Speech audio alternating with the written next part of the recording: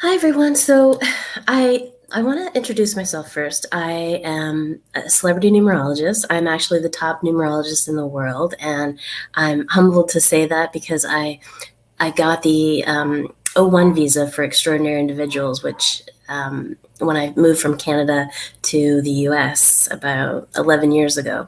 And I worked my butt off to get it, but I proved through a ream's worth of paper that I was top in my field. So I'm very honored and humbled to be able to hold that title. So with that said, I've been doing numbers for about 25 years, and the way that I started numbers was a crazy thing. I started dreaming in numbers every night. I was in corporate HR banking, and I had no background in spirituality or religion or anything. And so I had no idea what was going on, but I started dreaming in numbers, and it was on doors, street signs, people, you name it, it was everywhere. And so about 3 months of writing those down, I couldn't stand it anymore. So I found a book on numerology, and that was the beginning of my love affair with numbers. So I started teaching it, sharing it, doing numbers for people, and it became my passion and my purpose. And I have yet to find anyone who's been able to translate the numbers the way that I can. The science of numbers, that's what's always right. I have an accuracy rate of 100%, but it's not really me. I'm the messenger. I'm the one that delivers the message. So it's the science of numbers that's never wrong because it's math. It's, 2 + 2 is 4. It's always going to be 4. So that's a little bit about my background and how I started numbers. And yes, I'm Canadian, so I ended up moving from Canada with the O1 visa to the US. And that's when my career really started in a big way. And one of the ways that it did was writing this book that we're going to be talking about today and talking about power words. Is I wrote The Energy of Words. Use the vibration of language to manifest the life you desire. And what happened with that, it was a crazy thing because I started to write a numerology book, and I got this whole thing about power words and how we speak them and how the numbers are able to decode them. It was like a download. I got this huge download of information. And so I started writing that book first. And everybody was saying, well, Michelle, you're a numerologist. How come you're not writing the numerology book first? And I said, this has to be out there. It has to, this information is critical.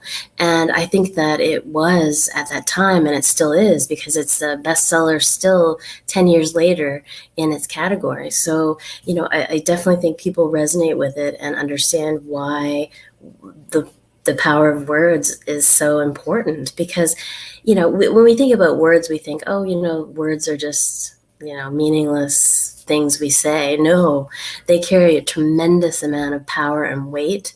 And it has to do a lot with the law of attraction, because we think and we speak and we write in words. So when we're doing that, whether we're thinking it, speaking it, or writing it, they all have power behind them. They all have a significant amount of weight in terms of creating a reality. And as humans, we're the only species that can actually consciously create a reality. So we're not moving on instinct alone. We're actually creating by the words we speak and the language we're using and the thoughts we have, which are words. So we could start a war or end a war with one word. We could do the same with a relationship. So it's extremely powerful. And I love the fact, just a side note, that this is episode 38, because, I love the number 11. I have 1111, and 3 + 8 is 11. So I thought that was pretty neat. I wanted to say with the law of attraction and words is that, we can think about what we want. Let's say we want that Bentley, and we're driving that Bentley, and we're imagining ourselves driving that Bentley, and we're putting the rocket fuel, the emotions behind it, but we're still not manifesting it. And it's because a lot of people go through their day undermining that power of, or that, the energy behind the law of attraction. Because I've had many people, for example, a client who inspired part of this book, which, he had a lot of goals and aspirations and dreams, and, he was a go-getter. But every other mouthful was, but the problem is, and he had a lot of problems because he was undermining all of that good energy that he was trying to manifest. So if you go through your day and you stub your toe and you say, oh, I'm such an idiot, or I'm stupid, or, those kinds of things, you're undermining a lot of what you're trying to manifest. So you're always needing to hold positive words, positive thoughts. I know that sounds like a hard thing to do, but really, if you think about it, we have two things we can hold space for. One is love and one is fear. So one is positive and one is negative. So which one do you want to hold? Wrong. Please try. Oh, I've got Suri talking to me. So really, I mean, you can only hold space for one of those. And just like numbers, it has a positive and a negative. Everything has a positive and a negative. And so if you look at the world in terms of energy, words have energy. We all have our own energetic frequency. We interact with other people who have their own energetic frequency.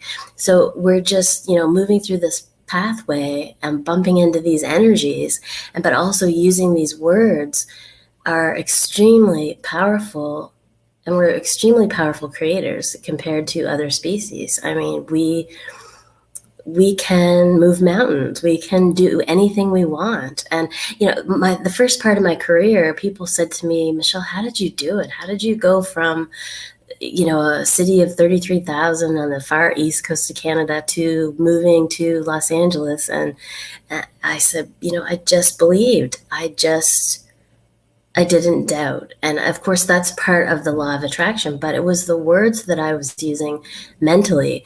And it was just holding that space for no doubt.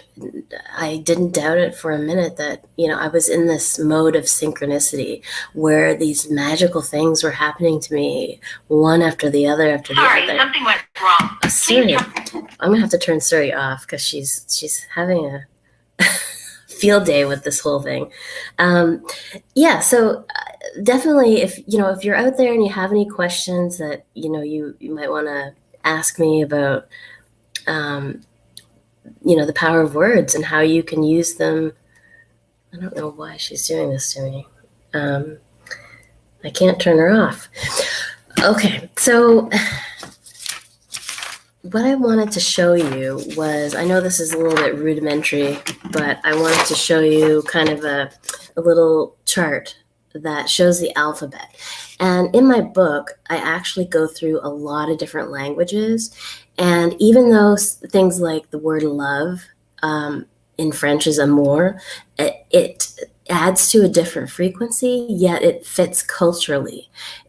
By that, I mean, Paris, French, they're very kissy-lovey, very openly affectionate, whereas North America is not so much so. So it's a different frequency. So every time I went through a different language, it just all fit. It was so amazing. But this is the English alphabet. If you look, it's assigned the numbers 1 to 9. So it continues through the alphabet 1 to 9, and then all the way to Z, which is an 8. It ends there. But the reason why it goes 1 to 9 is because in mathematics, we have the base numbers. Everything in numerology is based on the numbers 1 to 9, and also 0, which is more of a placeholder. 2 plus 0 is 2, 2 minus 0 is 2. So we're working with the numbers 1 to 9. That's why it's so incredibly accurate, because it's mathematics. It doesn't, there's no gray area. It can't be wrong. It's your energetic frequency or a word's energetic frequency. It doesn't deviate from that. So when you're converting letters to numbers, this is the chart that you would use. So, for example, the word love adds to 18, and 1 plus 8 is 9. So if you look at the word love, we have 3, 6, 4, and 5. So I do get into my next book, which is The God Frequency and the 54 Patterns of Creation. I do get into further how we look at the unreduced. So I was saying it was 18/9. There are actually 1 combinations of 1, 2 combinations of 2, 3 of 3, 4 of 4, all the way to 9 of 9. So, and then 54, of course, 5 plus 4 is 9. So it all centers around the 1 to 9. And, you know, converting any word, you could do any word. And I have in my book, actually, there's 100 positive words and 100 negative words. And it's a glossary. But you can take any word you want to convert and use this chart, and it's going to show you the meaning. If you have, look up some numerology information on the web or get my book, The Energy of Words, and use that to show you what that word means, because it's always a deeper meaning than the dictionary meaning. So you can look up the dictionary version of it, but seeing what the energetic vibration of it is, the numerical vibration, that is, it takes it so much deeper. It takes it so much more in depth as to what you're actually creating in your life. What are you adding to it? And that also goes in combination with who you are. My book actually goes into writing a list of the top 10 most common words that you use every day. And I can guarantee you there are more negative words that you use every day than people. I mean, you could be the exception to the rule, but most people use more negative than positive. So definitely make that list and see where you're at. And what I say with the top 10 is that, because if you replace your top 10 and put them toward positive energy, like the word absolutely. I love the word absolutely because it's doubtless and it's positive. So if we say absolutely, there's no doubt in that, but it's also extremely positive energy. So it's one of my favorite words. I use it all the time. You need to look for words like that have no doubt behind them. You don't want to say words like can't or should or maybe or anything that's kind of teetering on the fence, because you're giving that energy out to the universe and saying, well, maybe I want that Bentley, or maybe I want that house on the hill. You've got to be, it's like math. You've got to be one or the other. There's no gray area. So that's the thing with words. And that's why changing your words can change your entire existence. It did for me. I mean, I went from corporate HR banking to an entrepreneur, doing celebrity readings, traveling the world, speaking, media interviews, all because I changed my words. I changed my records in my mind. I changed what I spoke, and I also changed what I wrote. So, I do like affirmations, but I like when people create their own.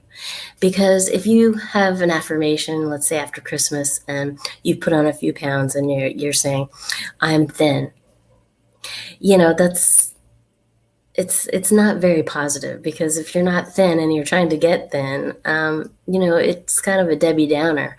So I like to get people to write their own affirmations using words that they feel comfortable with, that they resonate with. Because like I said, it all depends on your energy as well. You might not like the word absolutely, for example, whereas I love it. So the thing is, you need to find your top 10 words and exchange them out, and then work on the rest as you go. But the top 10 are going to get you a significant shift in your energy. It's going to get you from point A to point B real fast. And there's nothing like it. There's nothing I've come across besides words, because language is our key creative tool. It is, because we, like I said, think, speak, and write All of it, all of the above. So words are our daily creative tool. And if we're not saying the right things, we're not going to get what we want. Bottom line. So, if you're out there and you have a question, if you want to, join me, we're going to give away one of my books, actually. And I can't autograph it because it has to actually go to the Minds Journal, which is hosting this event. So they're going to send it out to the lucky winner. And if you have a question, come on and I'll give you the book. So it's like I said, a bestseller still to this day, and I'm so appreciative of that. And I've got great reviews on it, so it's something that will change your life. It's definitely something to not take lightly, as with your language and what you say, because it can make or break you. It can really make or break you. I'll tell you, even words like brands, Nike or Nike, Starbucks, all of these brands that endured, that stood the test of time. It's because of their frequency. Like Nike, their slogan is "Just do it," and it's a 3. 3 is the number of inspiration and imagination. So when you say "Just do it," and Starbucks, I mean, the coffee bean, for example, we know it sells coffee, but Starbucks, like what does Starbucks mean, right? And it's a 6. 6 is like the nesting energy. It's very homey. It's like I say, a nest. It feels like that's why a lot of people go there in their pajama bottoms and they're getting their cup of joe and they have their laptop and they're getting all settled in and they stay there for a while, because it's got that nesting energy. It's got that homey feel, like you're having your cup of joe in your own living room.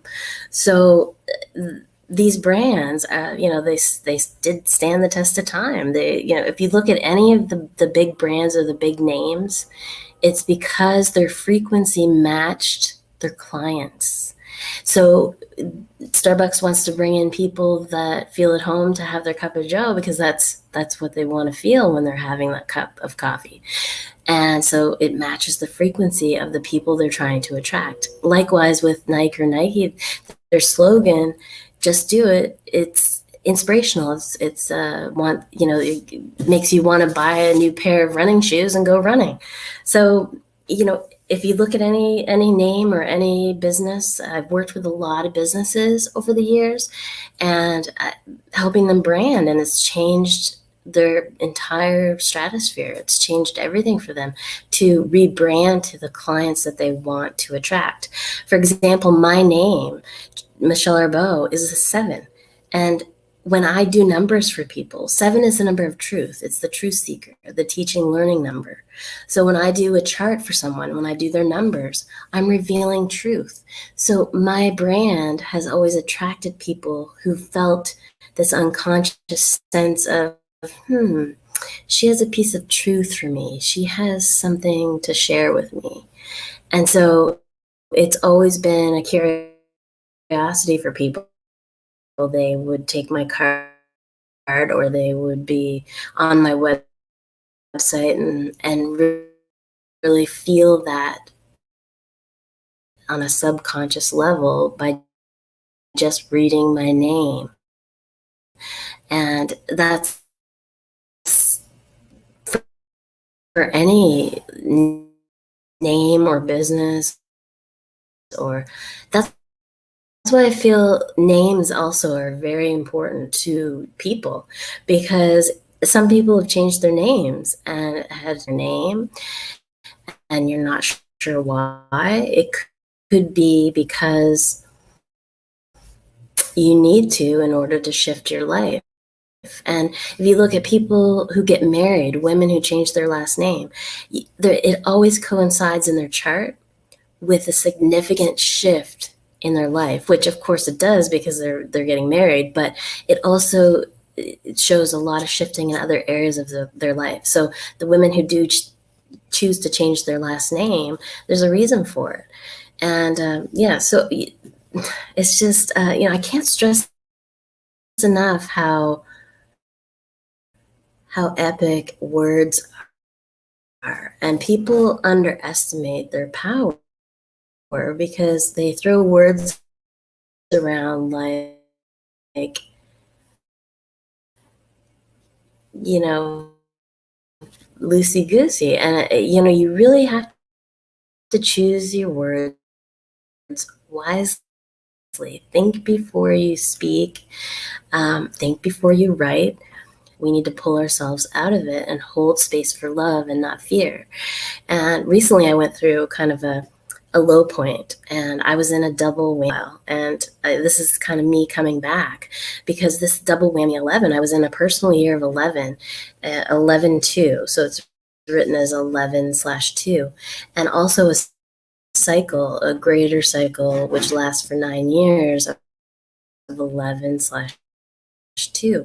So 2 as a personal year is really about inward growth. It's not, you can't push outward growth. For me, and things weren't moving on the outside. And if I had not known that, it would have been extruded in these ebb years. To pause, really pause, and go within and say, who are you? What do you want? Where are you going next? And then we have the ebbs to integrate and assimilate what we've learned. So, the same thing with words as well. We have to understand that if our vocabulary is mostly negative, we're going to always be frustrated. We're always going to be pushing the boulder up the hill. It's kind of like moving through an ebb cycle, trying to do outward things. It's not going to happen. You need to go inward. So you have to follow the rules of the energetic frequencies that are out there. So you can't push during an ebb. And likewise, if you're using negative words all the time, you're never going to achieve the things in life that you want to achieve. And that's just a fact. It's nothing but a fact. And it's as simple as changing over to positive words. That's one step. I mean, positive words, yes, but specifically words that are going to manifest what you want in your life. So the key is they have to resonate with you. You have to feel them, because with the law of attraction, or with manifesting anything, it's thinking, feeling, doing. And that's one of the, I guess, pet peeves I had with The Secret. The movie. It was well done, but it missed a step, which was action. And I'm very much an action person, because in my chart in numerology, I have all of the physical numbers and all of the most active numbers on all 3 planes. So if someone comes to me with an idea, I'm like, well, let's just do it then. And I'm a Capricorn to boot. So it's it all works in tandem. But the thing is with me, sometimes I'll, jump the gun and go too soon, or jump on something without thinking it through, but what I'm getting at is that you need to match up your words, match up what you want with your idea, with your, it all has to resonate. It all has to fit together in order for you to take action on it. Because if your idea, let's say, but you're saying, oh, I don't know if it's going to work, or this or that, or, this part might not, work out because of this guy and the other thing. And you can't think like that. You have to take your idea, find words to back it up, and you can bring it to fruition very easily that way. It's as simple as that. I know it sounds like, I'm making it very simplistic, but it is very simplistic. It just takes a matter of rewriting your script and memorizing it. So those top 10 words, make that list, change them out for positive words. That's step 1. And then you can work on your goals, work on specific things, and changing out your words that coincide with these goals. And stick to it. If you have to put sticky notes in your car, if you have to, write it on your hand, well, write it on your forehead, whatever you want to do. But you need to rewrite your record in your mind. You need to rewrite the script that you're thinking, speaking, writing. That's the bottom line. And it has to resonate with you. So I can't write it for you. No one can write it but you. And that's why the book doesn't specifically give you examples. It's not like an affirmation book that says, this is the affirmation you should use for this. No, it gives you it's a tool to guide you to write your own stuff, to write the things that resonate with you, what makes you feel good, because that's what we're aiming for. We want to be joyous. We want to live a life of joy.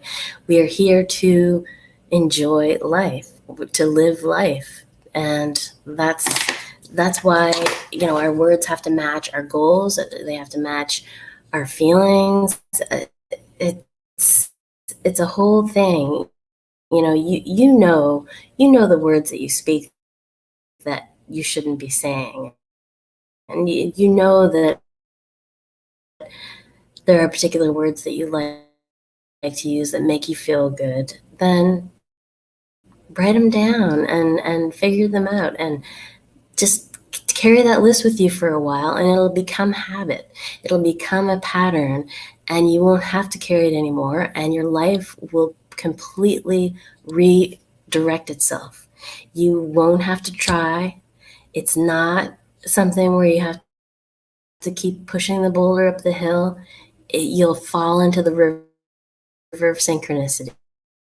I swear, things will fall into your lap after that. It is, I don't want to toot my own horn, but this book is something everyone should have as a manual. If they believe in the law of attraction, if they believe in the fact that we create our own reality, that everything is energy, this is a book that you must have, because it is like a guidebook or a manual that you should carry with you until you get to a place where it's like the tipping point. So you've changed most of your vocabulary, you've changed how you address people, address yourself, life in general, your outlook on everything, how you're thinking, the thoughts you're using, the words that are coming across your mind screen, those things. Once that's all shifted towards the positive aspects, then you're at the tipping point. We're on a journey, so it's always going to keep going and going and going, and we're always going to have to keep modifying those words. But once you get there to that tipping point, it gets so much easier.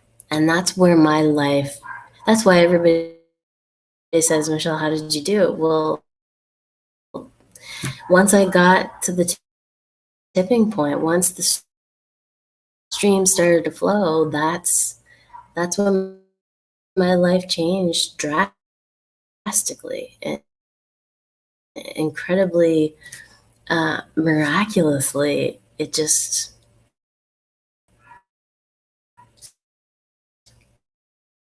changed just like that. And I started manifesting everything I wanted extremely easily and actually 30. And so I have kind of a one-track mind anyway, which was always to uplift and inspire and be very, very inspirational.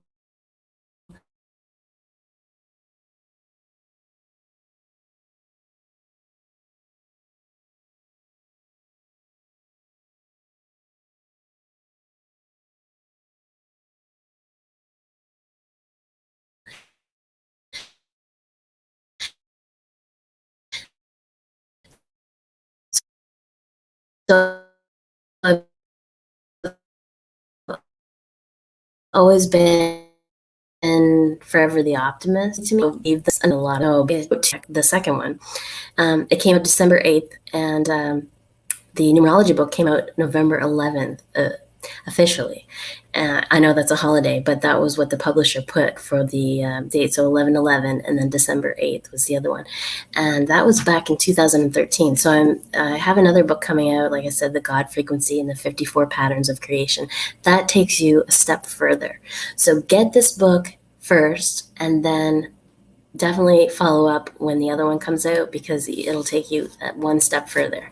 So I refer to my books, The Energy of Words, and the next one, as like the missing key to the law of attraction. That's kind of what they are. So if you find that the law of attraction doesn't work for you all the time and you're wondering why, that's why. You're undermining your energy with the words you're using, with the words you're thinking, speaking, and writing. It's that simple. Okay, so we have a question from Kurt Johnson. Is numerology the same as astrology? It's a bit of a new area for me. How does number influence us? Well, see, this is the thing. I've spent the past 25 years trying to really get numerology into the mainstream. And that's what I did with media, is that, I kept it really mathematical and scientific, because it's something that a lot of people don't know about. Everybody knows about astrology. People say, what's your sign? And everybody knows what their sign is, but no one knows, what's your ruling number? What's your master number? Nobody knows what those things are, but they're equally important. And I find astrology to have more gray areas than numerology. Numerology doesn't have any. It's black and white. You are born into a pinpoint in time within the energetic cycle that make up all things. And that particular point is your energetic pattern. It can't be changed. It's what you have to work with. It can be molded. It can be, shaped into other things, but that's what you were given to work with. And so that's what I love about numerology. It doesn't confine you. It says, okay, here's what you were born with. What do you want to create with that energy? So me being a pure 3, for example, there could be 5 other pure 3s in the room, and they could be vastly different than me because of their experiences, because of what they chose to use, how they chose to use their energy, or what they chose to use their energy on. For example, Hitler was a 32-5. So he was a 5, the number of the heart and emotions. And he was known to be artistic. He was known to have a love for animals. But the negative qualities of the 5 are domination, control, power. It can be very domineering and very possessive and very aggressive. So he chose to go into the more negative qualities of the 5. It's a very erratic, free-flowing, freedom-seeking energy. Then you could have another 5 that totally went the opposite direction. So it just depends on what you're doing with your energy. Whereas astrology is more black and white. It says, okay, you're a Leo, or you're a Capricorn, or you're a Gemini, and that's how it is, and you've got these traits and these aspects in your chart, and they're fixed, or they're whatever. But with numerology, it's really that. When you're born with that energy, you're not stuck with some of the, weaknesses or challenges that you have. You have a chance to modify that energy, to mold it, to shape it. So that's what I love about numerology. It's incredibly accurate, but yet incredibly flexible in the sense of saying, okay, yes, this is how you were born. These are the things you were given. These are the traits and qualities that created your pattern or created your energetic frequency. But you have the opportunity as you go along your path to lessen the effects of some of those. For example, someone might have the arrow of frustration, where they're missing all of the middle numbers of the chart. And if they're missing those when they're born, it can create a situation where they set the bar really high for themselves in terms of goals and expectations, and they get let down very hard, very dramatically in terms of disappointment.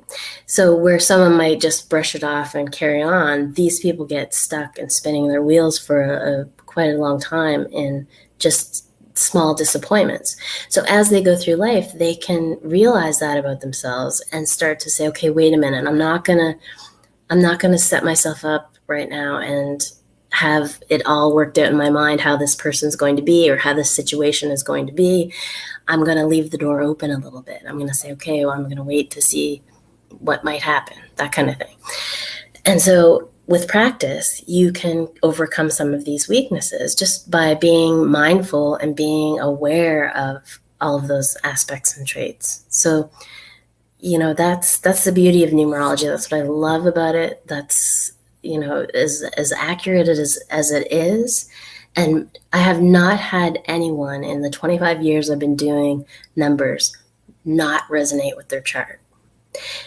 They've all resonated and said, yep, that's me, that's me, that's me, that's me.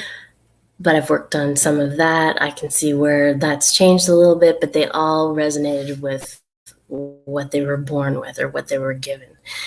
And, it's like I said, it's never wrong because you were born with that pattern and you were born at that specific moment in time. Whereas astrology, like I said, there's a little bit of room for error. There's a little bit of room for, sometimes there's overlap with days, a few days here, a few days there, that kind of thing. And as much as I'm a fan of astrology, it definitely does speak the same language. If you look at someone's chart numerologically and then you look at it astrologically, there's a great deal of similarity. It's just like speaking the truth in a different way. But like I said, there is that gray area. So, it's sad that numbers aren't out there in a bigger way because so many people see them. So many people are saying, what's 222? What's 5? I mean, if you walk down the street and you just picked a random person and you said, do you see numbers, number sequences and patterns? And they would say, yes, all the time. I get that all the time. I mean, I'm sure that most of you have seen some of those repeating number sequences, but yet no one knows really what numerology is. So that's one of my still, top missions is to get that out to the world as big as astrology is. And I think that so many people are seeing it. They're not seeing Leo signs everywhere. They're not seeing, Gemini signs everywhere. They're seeing numbers. And numbers are the language of the universe. They hold the key to everything. I mean, if we could pull back the fabric of the universe, it would be numbers. It would be digital code. So it's we can count, sort, and measure using numbers. Everything can be boiled down to numbers. So numbers are a key part of the universe. It's the measurements even. Look at astrology. It's about measurements. It's about numbers. There are numbers, there are degrees. And so numbers show up everywhere, and it is the language of the universe. So if it's the language of the universe, it's the language of the universe in your world too. And so you need to be focusing on changing your words out, your top 10. That's your homework. This is your takeaway from this, and also to get the book. But if someone comments, actually, you know what? I think I'm going to, we have one more question actually. Okay. Max Cruz, I'm trying hard to change my frequency, but lately it's been really hard to focus. Yeah, we're shifting right now into fall, and I find that the New Year's energy starts to come in the fall, and I've been feeling it because finally I've dropped that double 11, and now I'm moving into a 12-3, and things are starting to happen for me again. So I'm really grateful for that. But yeah, I mean, the world is in chaos right now. The world is changing rapidly. The world is really, going through a lot of metamorphosis, a lot of rebirthing. There's a lot of change happening energetically behind the scenes, not just, on the global front and what we're seeing in the news, but energetically. I mean, it is hard to focus. There is a lot of distraction because of the powerful energies that are moving through right now. So yeah, it's more challenging now than it ever was. Let me say that. But you have to understand that if you're breathing and alive on this planet right now, you are blessed, because this is going to be a significant moment in history. We are living through something that is going to be incredible. It is the new earth or the new world being birthed. And when we get to that point, and we're getting there, it's going to be an honor that we were all a part of it. So yeah, it is difficult, but they say the harder the chart, or the harder the life path, the greater the soul's evolution. So we were chosen to be at this point in time. We came and manifested or incarnated on this planet at this time because our souls were at a particular level in evolution. So if you're finding that life is more difficult, just know that that's a blessing more than anything else. And yeah, you'll have to try a little harder. You'll have to be more focused, be more determined, all of those things. But just know that it is much more of a blessing than it is anything else. It's definitely not a negative thing. And like I told you, my double 11s couldn't get much worse than that. I was at a standstill, and it was very difficult. Okay, so I have another question. Darren Paul, Michelle, does manifesting really work? Anything would be better than living the life I have. Circumstances don't define you. If they did, I mean, wow, I could share a lot with you. But yeah, manifesting does work. And I just explained to you, just changing your words can change your life just like that. And the thing is, when you do that, other people around you change. It's like changing your video game, I call it, because we're like living our own video game. We have our own reality. Each one of us has our own perspective on life. So it's like we're looking at our own video game. We each have our own. And when we change our script for this video game, all the characters around us also change, because either they have to drop away because they're not holding the right frequency to be in that same stratosphere or arena, or they change to be a more positive version of what we've just changed into the positive. So if you're holding space for love, whether it's through words or what have you, instead of fear or lack, that's just another color. It's like primary colors. You take red and mix it with white and you get pink. Love and fear, and then we have all these emotions that come from those. So if you're feeling frustrated or you're feeling angry, or that's all fear-based. So we want to hold love. And then all of a sudden, everybody around us starts to be kind. They start to be kinder. They start to be more loving. They start to be, and it's, using those positive words and not being the negative Nelly. Because if you think about how moods rub off, if we're in a bad mood, then the person in the room that we're working with becomes irritable. And so it's the same thing. If we're using positive words, if we're thinking positive thoughts about this person, or about the situation. Oh, I think we had a little blow up in the thing there. It's spun. But to say, oh, there we go. So I think we're having some technical issues. So we're going to wrap this up in a few minutes. But I want to say, the power's in your hands. So the last person who asked the question, yes, it works. And you just have to do the work, and you'll see that manifesting is easy. That's what we're here for. We're here to create a reality.